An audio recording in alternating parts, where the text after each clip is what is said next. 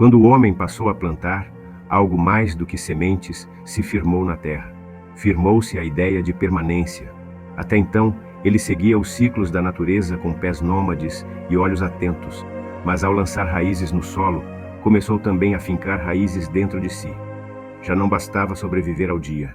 Era preciso cuidar do amanhã. A natureza, que antes era temida e reverenciada, agora também era moldada.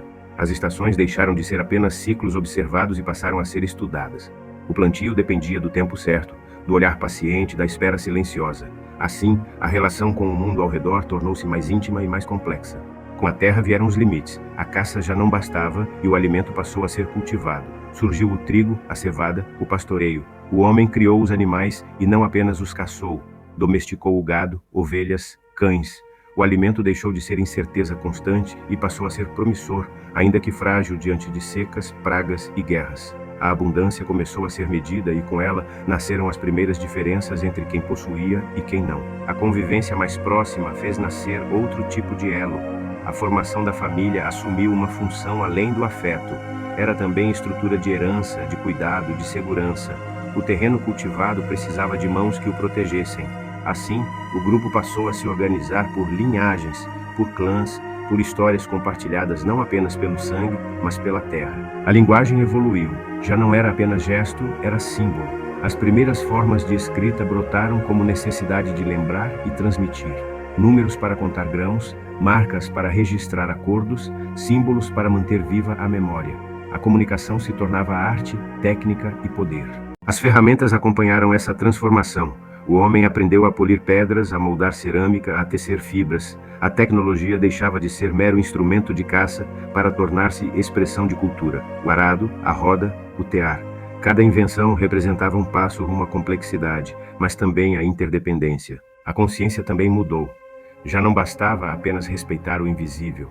Era preciso nomeá-lo, organizar rituais, construir templos de pedra. A figura da deusa-mãe, outrora uma intuição da fertilidade, agora ganhava faces, adornos e cerimônias. O invisível tornava-se social, e com ele a fé se tornava instituição. A saúde continuava frágil, mas o cuidado se aprimorava. Saberes sobre plantas, feridas e partos se transmitiam entre gerações.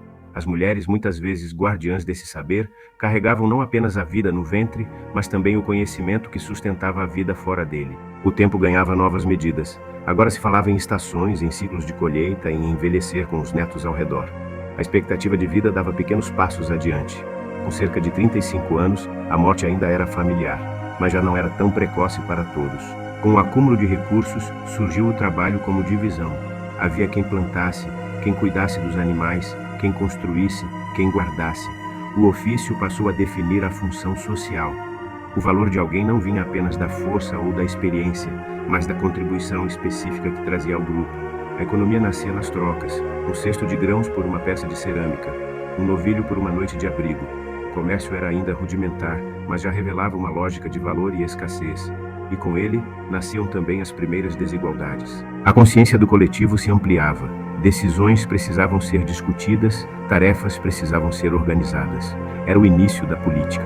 Ainda não havia reis, mas já havia líderes. E com os líderes vinham as primeiras tensões entre poder e serviço, entre autoridade e escuta. A filosofia, ainda silenciosa, já se insinuava nos calendários solares, nos desenhos rituais, nas perguntas que ecoavam diante da morte ou do nascimento. Por que esta terra dá mais frutos do que aquela? Porque uns vivem e outros morrem.